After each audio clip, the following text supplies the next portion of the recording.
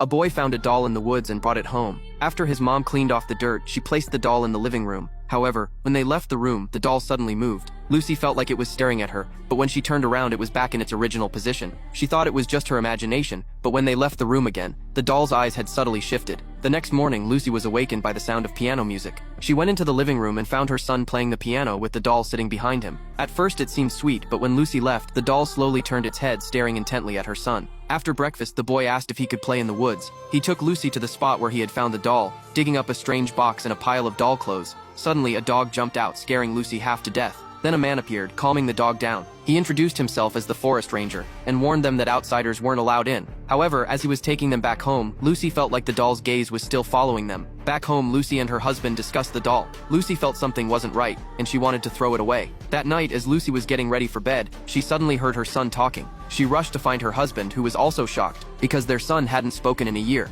Now, he was talking to the doll. They rushed into their son's room, and the boy didn't answer with words but wrote on a piece of paper. The couple was both excited, deciding to keep the doll, hoping it would help their son regain his ability to speak. However, from that moment on, more and more strange things started happening around the house. One night, Lucy heard footsteps outside, so she cautiously went to check, only to find the doll sitting alone in the hallway. Just as she turned to leave,